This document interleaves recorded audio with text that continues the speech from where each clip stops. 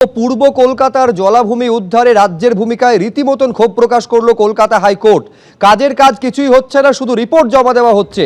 রাজ্য যদি না পারে তাহলে আধা সামরিক বাহিনী নিয়ে এসে কাজ করাতে হবে বলে মন্তব্য করেছে কলকাতা হাইকোর্ট।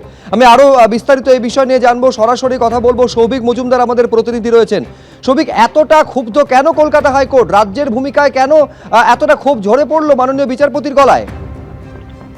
দেখো, তার কারণ হলো মাননীয় বিচারপতি অমৃতা সিনহা, যিনি এর আগে নির্দেশ দিয়েছিলেন যে এখনো পর্যন্ত ওই অঞ্চলে যে আইডেন্টিফাই বা চিহ্নিত হওয়া অবৈধ নির্মাণ রয়েছে, সেরকম 505টি অবৈধ নির্মাণ ভাঙার জন্য বা তাদের বিরুদ্ধে পদক্ষেপের জন্য নির্দেশ দেওয়া হচ্ছিল জলাভূমি বা ওয়েটল্যান্ড ম্যানেজমেন্ট অথরিটিকে।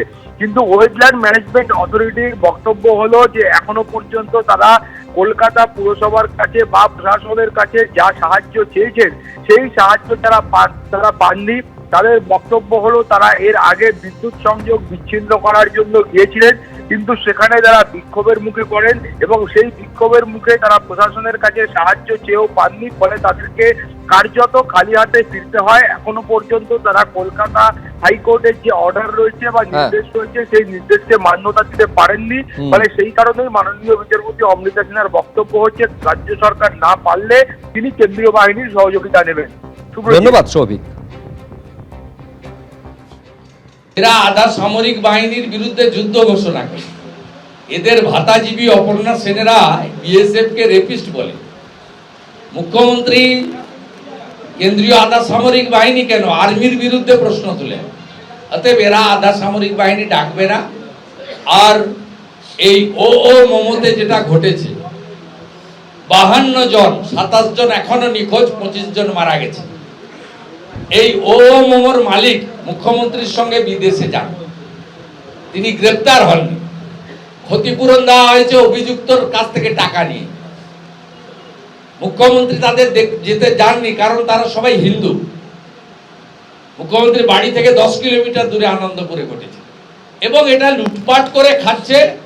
এটা গ্রাউন্ড রিয়েলিটির উপরে উনি বলেছেন মাননীয় বিচারপতি। কিন্তু কার্যকর তখনই হবে যখন এখানে বিজেপি সরকার আসবে। জলাভূমি সিপিএম এর সময় অনেকটা দখল হয়ে গেছে। আরবানার পেছন দিক দিয়ে নিয়ে আর ওই পর্যন্ত যা যা দেখছেন এগুলো সব অন ক্যামেরা বলছি 2006 সালের আগে হয়েছে। 6, 7, 8, 2000 সালে, আর কিছু অনেকটা আছে যেটা র্যামসে কনভেনশনের আগে হয়েছে। আমরা কমপ্লেন পেলে রাজ্য সরকার কর্পোরেশনকে দেয়, কর্পোরেশন যুদ্ধকালীন বেসিসে গিয়ে সেই জলাভূমি রক্ষা করে। এবিপি আনন্দ, এগিয়ে থাকে, এগিয়ে রাখে।